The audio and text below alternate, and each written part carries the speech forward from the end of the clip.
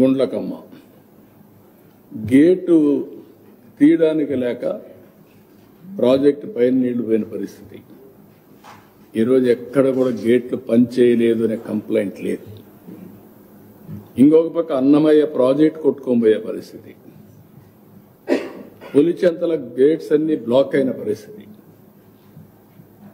Preventive తీసుకున్నాం, maintenance తీసుకున్నాం, catchment area rainfall తీసుకున్నాం, అసెస్ చేసాం well in advance, water release కూడా పర్ఫెక్ట్గా చేసి ఎక్కడా ఫ్లడ్ లేకుండా కాపాడుకుంటూ వచ్చాం. కాబట్టి 207 కోట్లు చిన్న చిన్నవి రిపేర్లు వచ్చాయి తప్ప ఎక్కడ రాలేదు.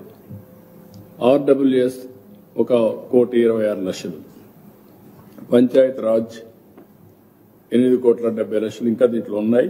అవి కూడా ఎస్టిమేట్స్ తయారు చేయాల్సిన అవసరం ఉంది. మొత్తం ఇంత డెవాస్టేషన్ వస్తే ఎలక్ట్రిసిటీ డిపార్ట్మెంట్ అన్నిట్లో కలిపి 16 కోట్లు.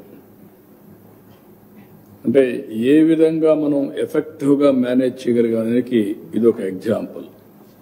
Women and child welfare department anganwadi centres అన్ని కలిసి 1,52,00,000. మొత్తం కలిస్తే 5,265,81,81,81,000 ఎస్టిమేట్స్ తయారు చేశాం. వీరిని తొందరలోనే కేంద్రానికి పంపిస్తాం. ఈ రోజు రేపు కొన్ని వాటర్ అంతా కూడా ఫ్లో కావడం, కొన్ని పొలాల మీదకి రావడం, అక్కడక్కడ కొంత డ్యామేజ్ ఉంది. అవి కూడా ఎస్టిమేట్ చేస్తున్నాం. ఆ ఎస్టిమేట్ చేసిన తర్వాత నెక్స్ట్ లెవెల్లో ఇవన్నీ పంపిస్తాం. ఏ విధంగా మానిటర్ చేస్తున్నాం ఒక్కసారి మీరు చూస్తే కెన్ యూ షో దట్?